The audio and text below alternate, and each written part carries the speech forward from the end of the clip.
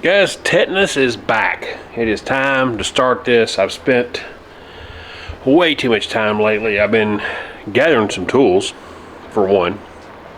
So there's a few things here that are different in the shop.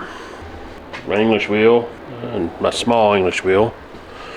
I got a little Harbor Freight brake, bead roller, and of course this one, which I need to get fired up, is my plasma. The reason I bought this is for a couple things. One, I kind of want to get started on some other projects and kind of get involved with some things that, I just haven't done yet. Number one thing is, I think I've decided Tetanus is not going to stay rusty. I've probably never shown you guys the condition that Tetanus really is in. I mean, you look at it from a distance, it looks really, really rough, right? And there's plenty of parts that are absolutely rough. You look down in here though, honestly, just there at the bottom is the only real rust problem. I mean, there's some holes like this one here so this type of stuff will have to be patched up. Bottom of the doors. I mean, there's all normal things for these trucks, and I've bought another cab, one that is, honestly, the top side of it looks a little better, but the bottom side of this one is better. So I'm hoping that the windshield frame around the front I can steal off of it, and this little section right here going across the back of the cab, I can replace that. There's a couple other odds and ends things that just need to be done. And what I don't, well, I've bought the patch panels to fix everything. There's two sheets, 18 gauge. I just have to put them and bend them into shape. This isn't something I've done before. I mean, I've messed around and built small sections or put floor pans in, but this is me literally taking blank steel, forming it into a cab corner, into this section, right here, forming this and welding those things in. That takes some precision and some work, and to me it's worth learning. I don't know it all.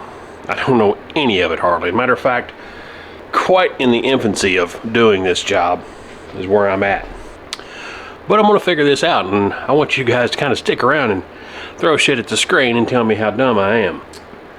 But I've got front fenders. Now, the ones that are on Tetanus were pretty rough. That's easy enough. This is the worst of the ones that I bought. And you can see, in all honesty,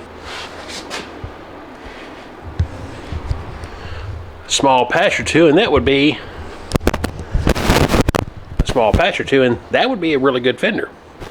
Now, I've got a couple outside that are almost perfect. Problem is, they're for a 2-ton truck, so they have the big wheel opening. Probably won't be able to use that. But at the same time, when I say that, maybe the opposite. The way I'm wanting to lower this thing and get everything sitting on the sides, that big wheelway might be exactly what I need. Open up the rear fenders to the same wheel opening, kind of push everything out like I've been trying to do, and get this thing as low as I can. That might be perfect. No matter how you look at it though, I have 5 good fenders now, so that's not a problem. The front grille, that's a $600 or more, depending on where you buy it, just the insert for the grill. So the piece that goes around on the outside for the GMC, that's $1,500, $2,000. This will be an expensive ass truck to try and patch up. So I understand people buy these and think, oh, we'll patch it up, we'll put it. Man, I'm telling you, there's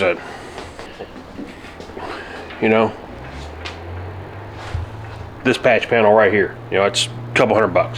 If you buy the whole big panel here, that's $600. Then you got one for both sides. Now you got $1,200. Quickly this cab becomes, a $5,000, $6,000, $7,000 project, and you still won't have a perfect cab. It's going to be hacked up and welded up and everything else, and there's nothing wrong with that if it's done right. if it's done right. That's the big thing. So I want to kind of go into the more custom mode of everything, and I'm going to show you guys. Let me put this beer down and let's talk about it. So I've got a modern drive tank that's going underneath this. I plan on putting air in it, so I don't need ventilation. Well, somebody's going to hate me, but I think I'm going to patch this panel and I'm going to leave these out. Same way over here. I think I'm going to replace this panel and just get rid of that. Up here, when I fix this, that won't be there anymore. Any way that water or anything can get into the cab or get into it, well, I'm going to seal up. Again, some of you may hate me for that, but honestly, I think it'll clean the looks up. Most people won't ever notice. And again, this is going to be a driver, man. This is going to be a truck I can get in and go anywhere I want. It's going to have a modern drivetrain. I've got a 6-liter, got a 4080, all on all-wheel drive setup. I mean, it should end up being a pretty sweet ride. So there's the 5.3, which is now going to go into that Jeep over there, which is where it was originally supposed to go. There's the 4L60 I'm going to put in. Got to put a tail shaft in it so I can put the Dana 300 on it, bolt that all together and put it in that Jeep. I've got all my engine mounts, everything ready to go. I just need to do it. But you know, the couple projects over the winter, if I'm not working on this, I'll probably be working on the Jeep. I'm going to get them both going and try and get me much more involved out here in the next few months. So you guys will see 2 projects kind of ongoing. If I'm not posting about one, hopefully I'll be about the other, and there'll be a little more stuff going on with Road Beer Garage.